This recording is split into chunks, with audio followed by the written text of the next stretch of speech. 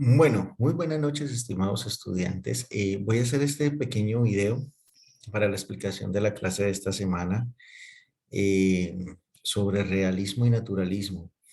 Quienes pues estén en clase, obviamente esta explicación se va a repetir para quienes estén presencialmente, pero para los que están en virtualidad y también como un refuerzo para los que vayan a presencialidad, les voy a hacer este video explicando los aspectos más importantes del realismo. Bueno, entonces empecemos por acá. Y con el término realismo se alude a la corriente literaria que se desarrolló en la segunda mitad del siglo XIX y que se caracteriza fundamentalmente por su deseo de representar de forma objetiva la realidad.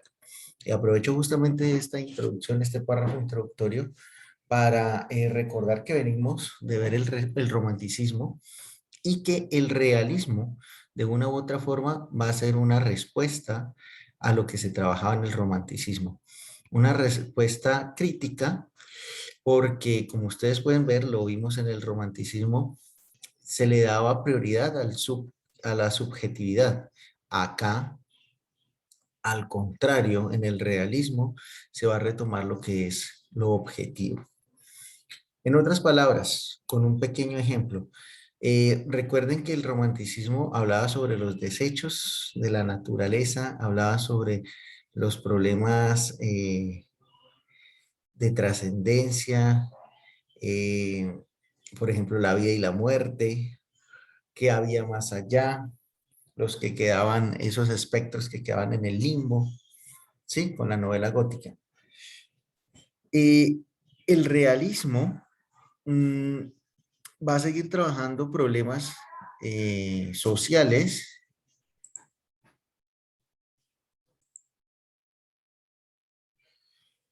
Bueno, como les decía, el realismo se va a centrar también en problemas sociales, ¿sí?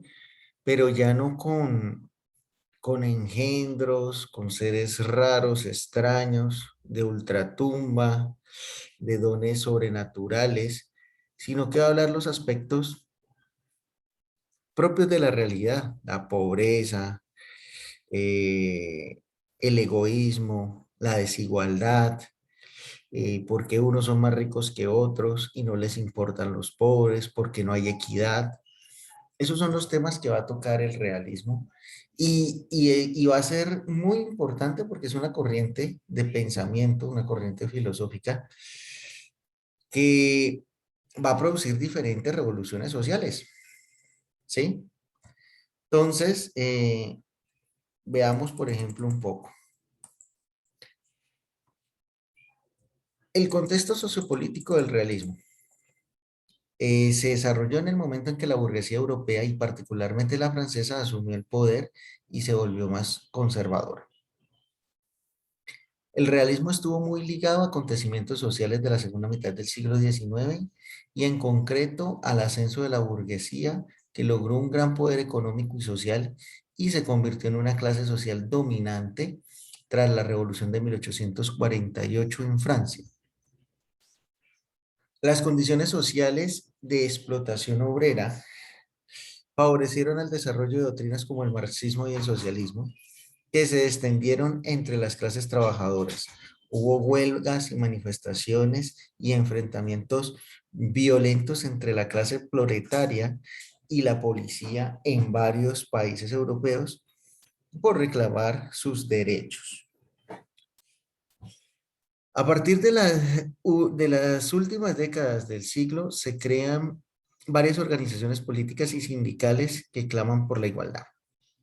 La doctrina filosófica científica, sobre todo el positivismo, que surgieron en ese momento, construyeron el soporte de esta corriente y sus técnicas de observación. En el nuevo contexto, el escritor adopta los puntos de vista de la clase media burguesa e intenta convertir la literatura en un instrumento válido para el conocimiento de los hombres y el manejo del mundo. A pesar del deseo de la objetividad, los autores del realismo representan también una visión del mundo. El artista analiza su realidad más cercana Y en este análisis la realidad siempre hay un propósito moral o político. Cuando los autores realistas muestran la realidad, también casi siempre están intentando cambiarla.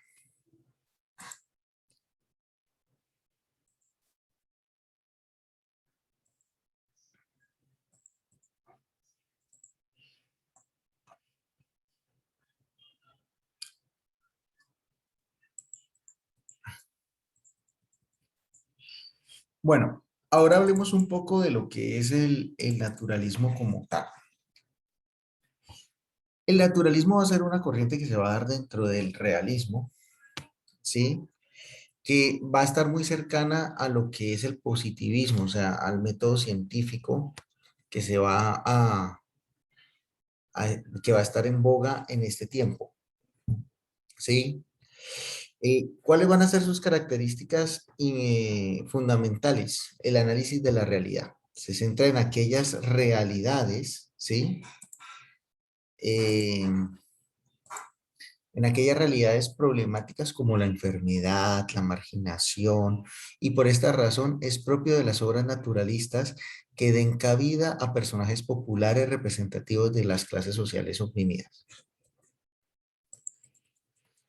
La búsqueda de la causa del problema propone posibles causas de los males descritos en las obras como la herencia familiar, físico-psicológica o los medios sociales o ambientes desfavorables, origen popular, compañía de ladrones, delincuentes, oficios alienantes.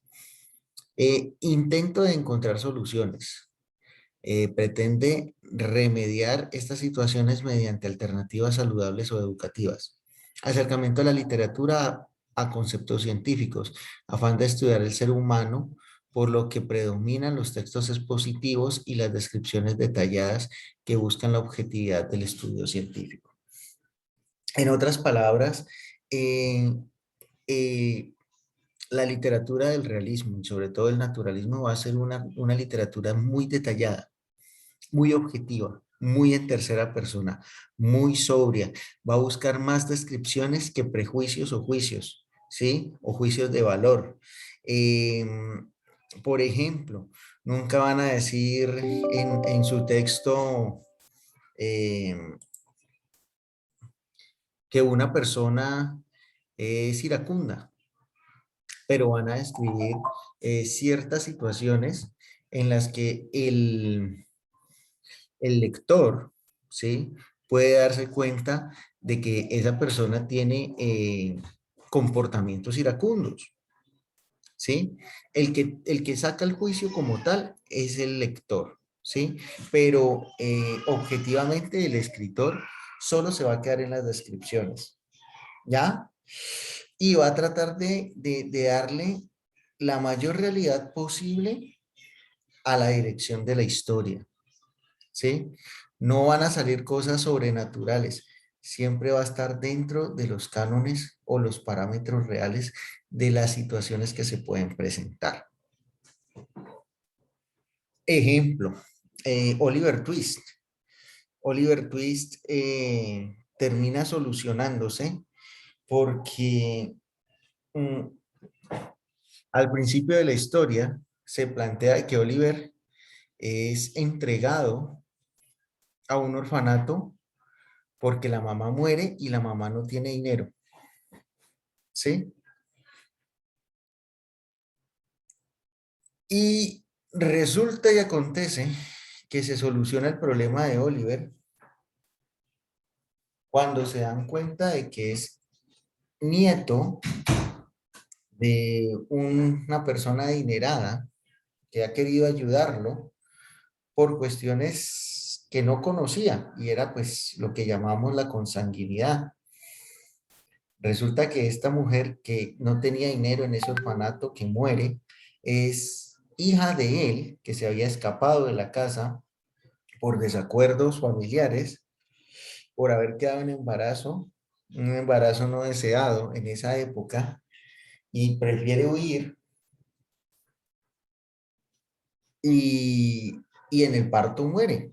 Entonces, miren cómo es una situación muy real, muy dentro de los parámetros naturales y que se puede dar, ¿ya? No hay nada sobrenatural en ese punto de giro, pero es un punto de giro que cambia totalmente la historia.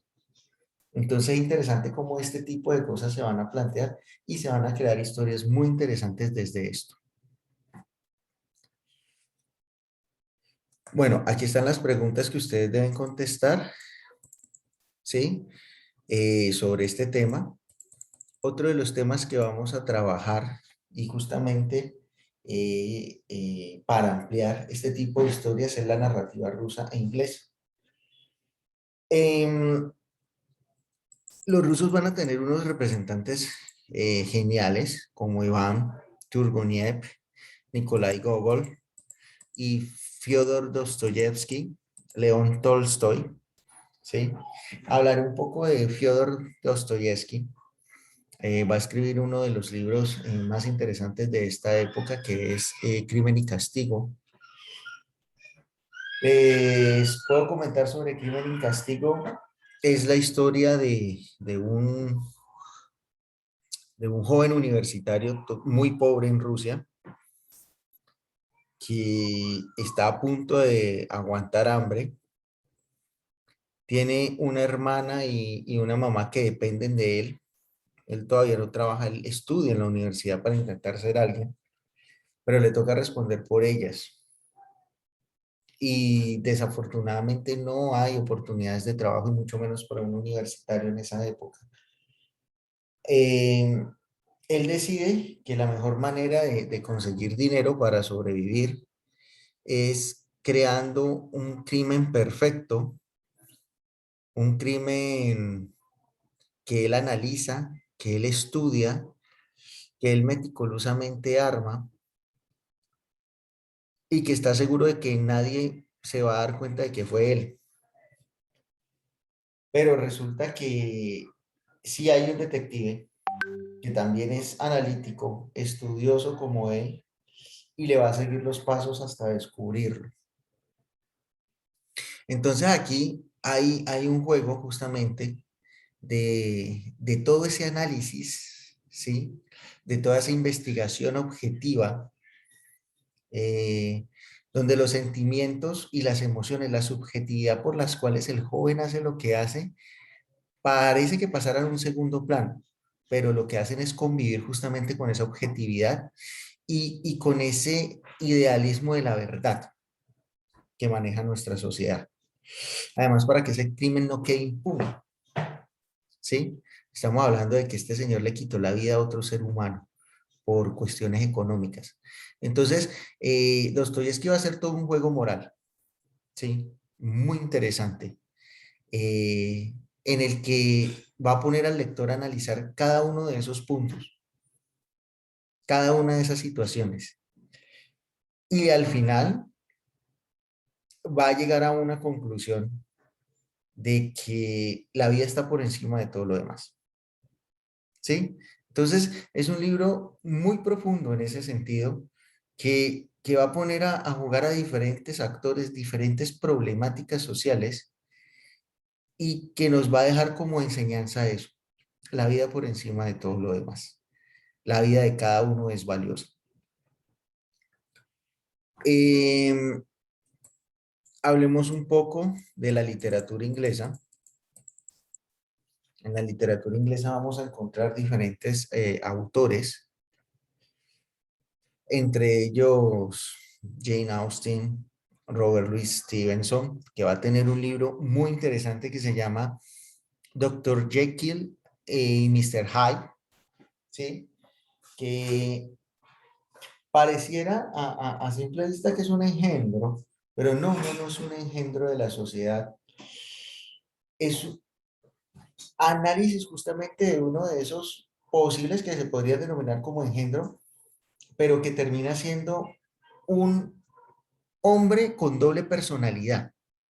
O sea, ya no se habla de un engendro, sino que se le busca una situación científica a estos casos. Y por ejemplo, en el caso de Dr. Jekyll y Mr. Hyde, estamos hablando de una persona con doble personalidad. ¿sí? En el día es uno, en la noche es otro. Y eso va a ser problemático para la sociedad, pero también nos va a dejar un gran análisis de ese tipo de enfermedades que se pueden encontrar y que conviven en nuestra sociedad, hacen parte de ellas, como la doble personalidad o las múltiples personalidades. Es interesante porque este es uno de los libros que va a inspirar bastantes de las obras y la manera de narrativa y la forma narrativa de Gabriel García Márquez, que como ustedes pueden darse cuenta, su ingenio o su movimiento del cual él pertenece se denomina realismo mágico. Y justamente porque él va a tener muchas herramientas del realismo en su manera de escribir, pero va a tener ese toque mágico que le da el vivir y el haber sido criado por una de las matronas de uno de los pueblitos de la costa caribe colombiana. ¿Sí? Ese toque mágico que va a haber en ese realismo que él le va a encantar es lo que va a ser diferente a Gabriel García Márquez. Eh, pero volvamos al realismo y hablemos, por ejemplo, de Charles Dickens. Charles Dickens va a ser uno de los autores más importantes de la era victoriana. Nos va a regalar enseñanzas e historias que se van a volver mediáticas en 100%. Ahora que pues estuve haciendo la investigación sobre Oliver Twist, conté más o menos más o menos 6, 7 adaptaciones a cine. Sí, yo creo que es una de las películas uno de los libros que más adaptaciones a cine ha tenido. Eh, Nos va a regalar cuentos de Navidad, ¿sí? El famoso espíritu de la Navidad, eh, con este señor tacaño que termina cambiando su forma de pensar porque lo acerca a la Navidad. O sea, va a tener una cantidad de historias que, que nos van a hacer reflexionar sobre la vida y sobre nuestra posición en la vida. Ya les comenté un poco sobre Oliver Twist, la problemática del orfanato, sabiendo pues que él vivió él tuvo problemas de la niñez parecidos, ¿sí? Fue huérfano.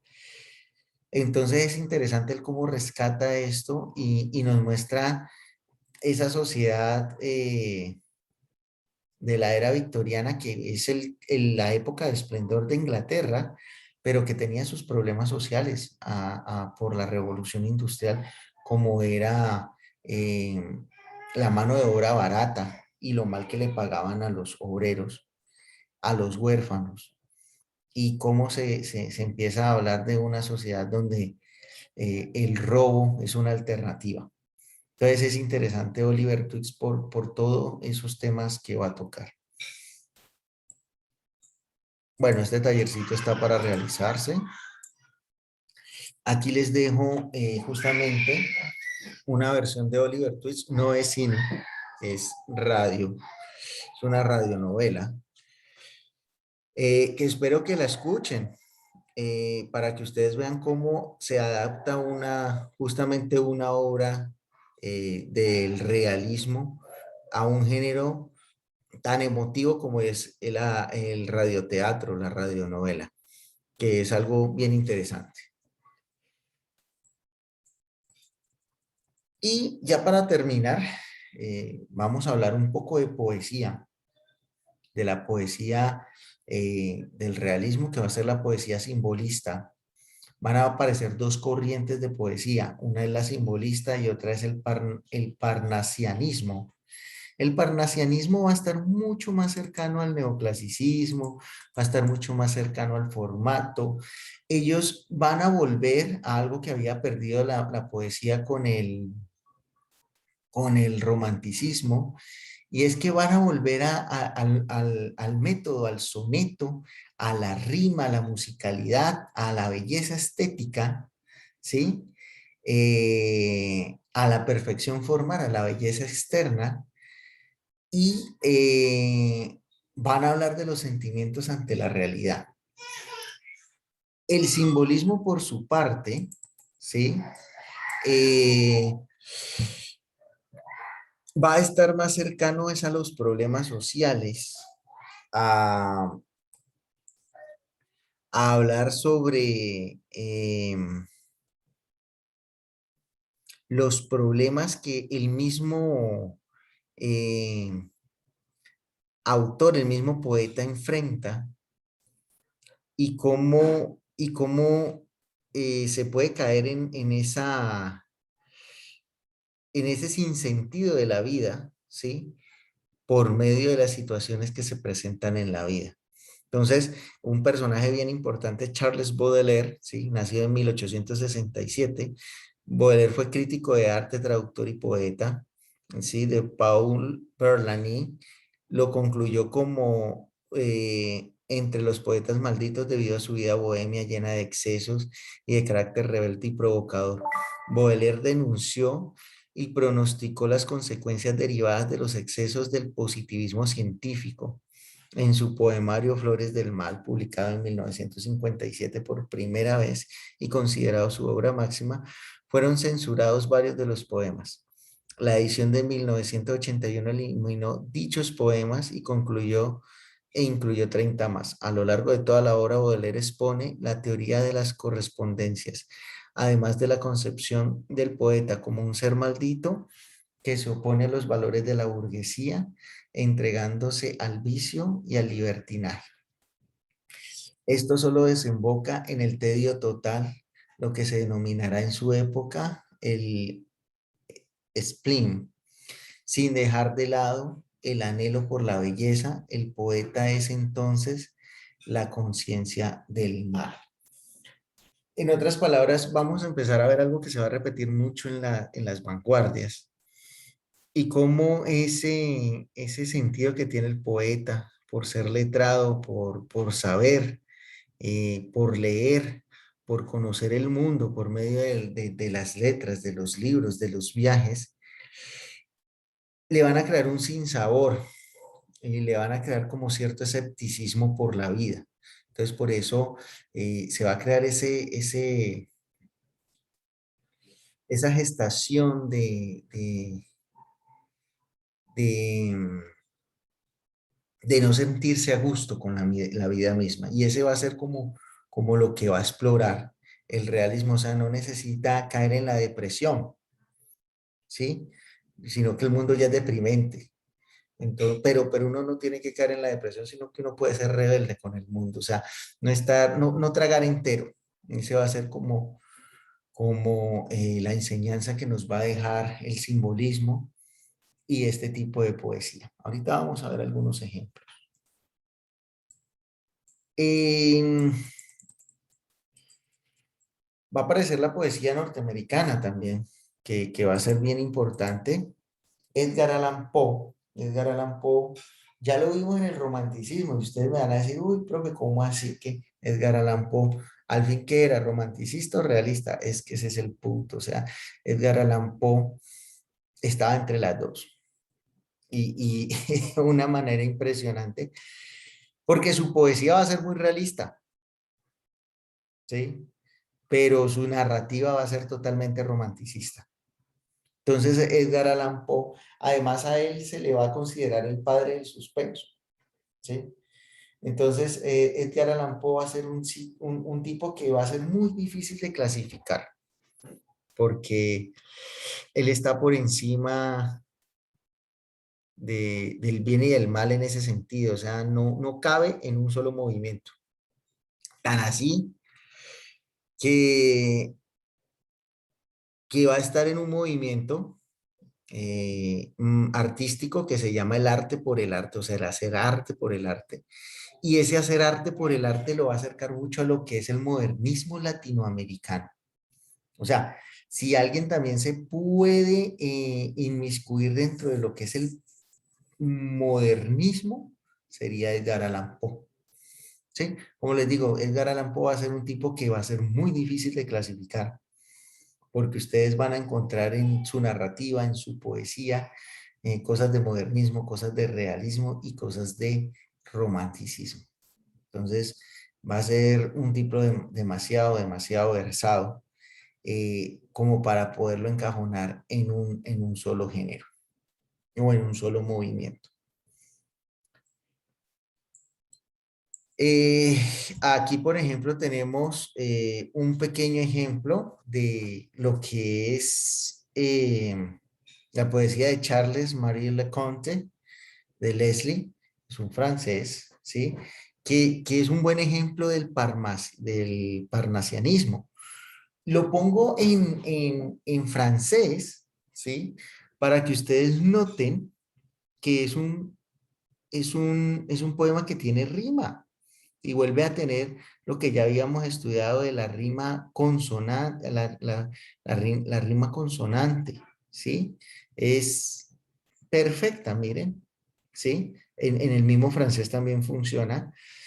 La última sílaba y la penúltima sílaba, las vocales de la última y penúltima sílaba deben coincidir. Miren, aquí está construido en A, B, B, A, ¿sí? Aunque miren que esta es consonante, esta no es exacta. Entonces, ese es uno de los sentidos que, eso es una de las diferencias que va a tener con el soneto y con el neoclasicismo y con el renacimiento, que aquí van a ser un poquito más laxos, ¿sí? Aquí van a permitirse este tipo de rimas no tan fieles, ¿sí? ¿Por qué? Porque no quieren, como ustedes lo vieron en el soneto, no quieren de todo matar el verso, o sea, no quieren que el verso sea solo musicalidad, también quieren decir algo con el verso, y eso va a buscar el parnasianismo como tal, ¿sí?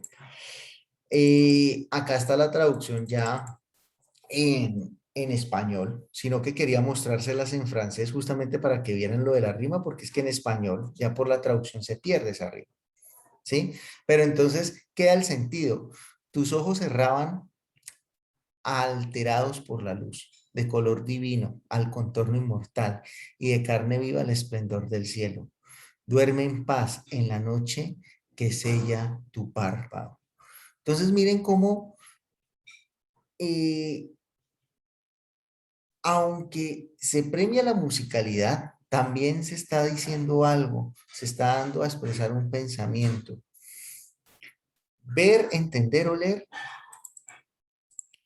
viento, humo y polvo.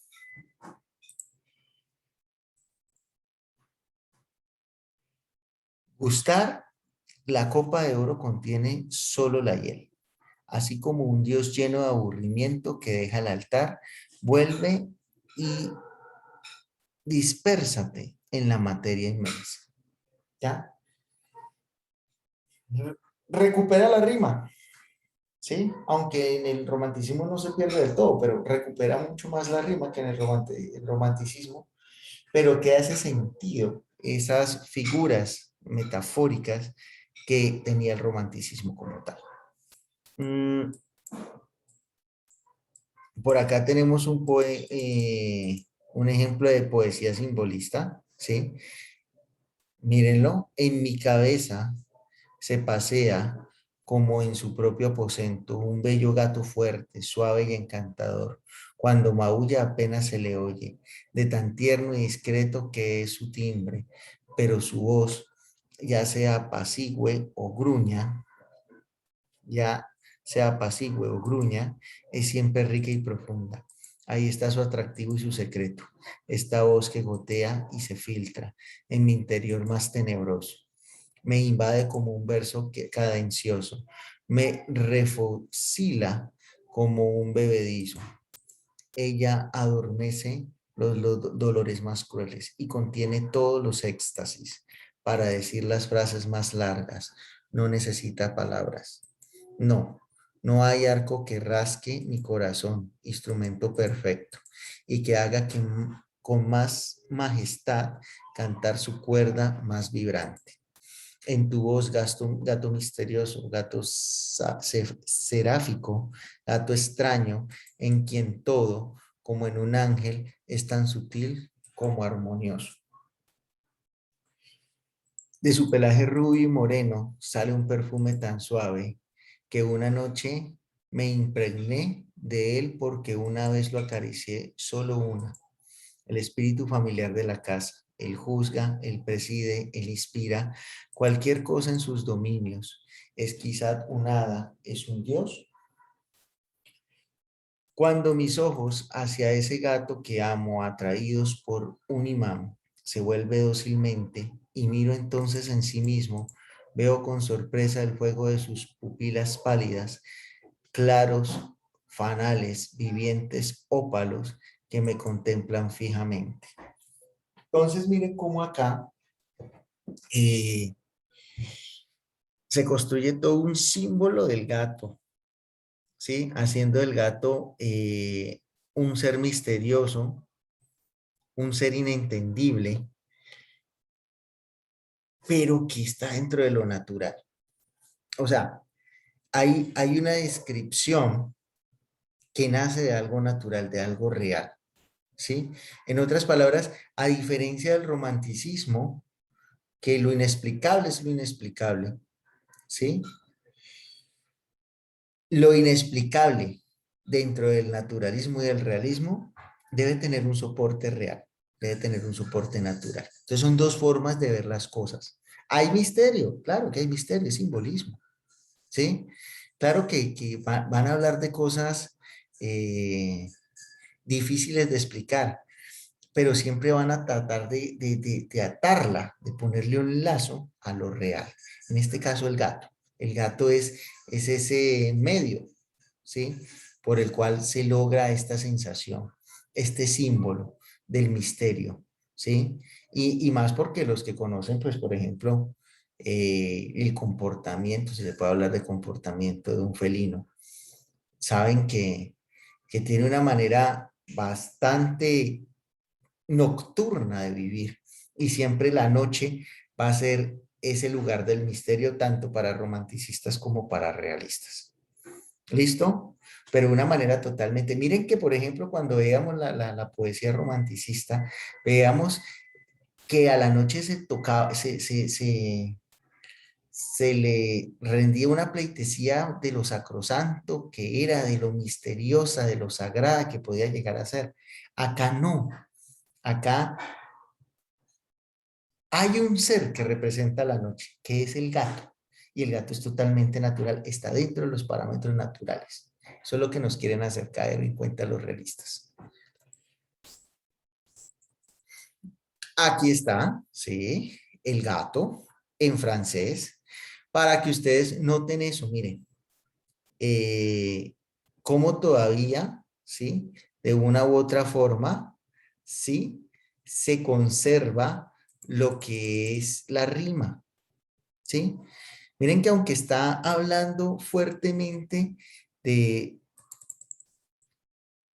del misterio del gato, en muchas partes todavía se va a concebir esa rima y se va a trabajar como soneto, miren, ¿sí? Aunque un soneto raro, este tiene cuatro, este tiene cuatro, este tiene tres, este tiene tres, ¿sí? Un soneto un poco más flexible, más laxo, pero se sigue trabajando el soneto. Bueno, ese es de Charles Baudelaire. Y aquí les dejo el último, ¿sí? Para que lean algo de Edgar Allan Poe. Está en inglés, ¿sí? Para que también vean que funciona igual la rima en inglés. Aunque él le da un toque muy modernista, ¿no? Está hablando del dorado, ¿sí? Está hablando de personas que gastan su vida buscando el dorado, la famosa leyenda latinoamericana del dorado, ¿sí? Y, y cómo es esto algo extraño, algo imposible, algo inalcanzable, ¿sí? Pero que tiene un referente totalmente real. Entonces, esto hace que la poesía de Edgar Allan Poe sea más realista que romanticista, ¿sí? Y muy cercana al modernismo también. Aquí está la versión en español para que la lean, observen las rimas, observen cómo está construida. También este sí no es un soneto, este son cuatro estrofas, pero se rompe con esa composición de 4-4-3-3 del soneto, ¿ya? Entonces es un poquito mucho más laxo que, que el soneto neoclásico, que el soneto romanticista. Bueno, jóvenes, eso era todo lo que les quería mostrar. Analicen este material, revísenlo y hagan los talleres que en él se encuentran. Que tengan un excelente resto de semana.